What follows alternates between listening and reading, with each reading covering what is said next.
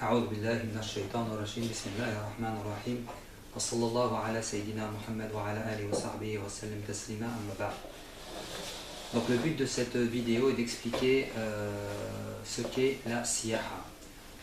On a récemment vu des frères Karkari du Maroc partir de Oujda en siyaha, donc en voyage on va dire, vers l'Aroui, et les frères de France, donc les frères Karkari de France, ont eux aussi décidé de mettre en place cette action avec différentes formes. Donc la siyaha, ce qu'on appelle en français la pérégrination, est un voyage qui va être dirigé vers le shir. Donc ce voyage est dans un esprit d'adoration et non pas de vénération du shir, je précise bien. Tout comme par exemple, quand on prie en direction de la Qibla, on n'adore pas la Kaaba parce qu'on est en direction de la Qibla. Ou bien alors quand on fait une dua par exemple et qu'on lève nos mains vers le ciel, on n'adore pas le ciel, mais tout simplement le ciel est la direction où on lève nos mains pour faire une dua. Donc pour la siyaha, c'est la même chose, on s'oriente vers notre shir, mais ça ne veut pas dire qu'on vénère notre shir, mais c'est bien un acte d'adoration qu'on fait pour Allah et pour le prophète sallallahu alayhi wa sallam. Alors, dans l'histoire, on a eu par exemple un grand compagnon qui s'appelait Salman al-Farisi, qui lui a fait une grande siyaha, on va dire, jusqu'au prophète sallallahu alayhi wa sallam.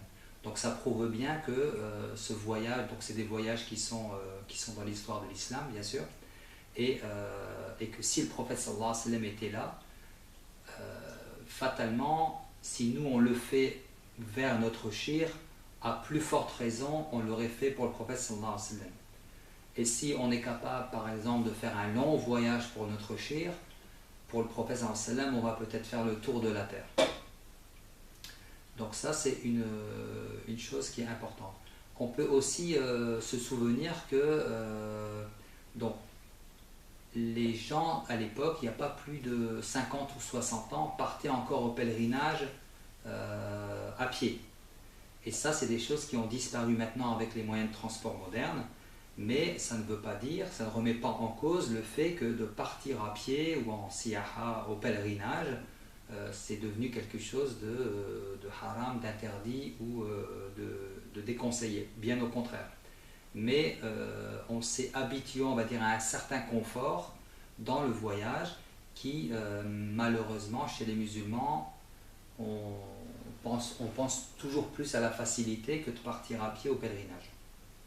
Donc justement, comme je parle du confort, quand on part comme ça en siyaha, il y a fatalement, on va laisser un confort habituel de tous les jours, et on va revenir en fait à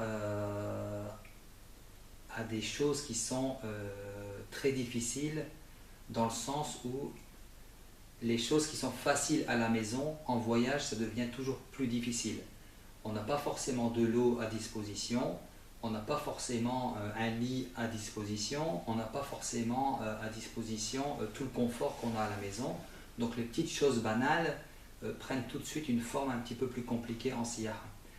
Alors ça, c'est une chose qui est importante parmi les sagesses de la siyaha, c'est que la personne est face à elle-même et face à ses propres capacités vis-à-vis du voyage et vis-à-vis de son ego.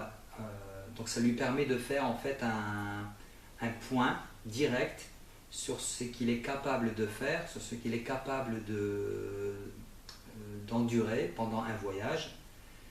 Et donc ça ne peut se faire que pendant le voyage. Donc parmi les grandes sagesses de la siyaha, c'est justement d'être replié sur lui-même et de se regarder en face avec ses capacités physiques, mentales et aussi par rapport à sa nefs, par rapport à son ego.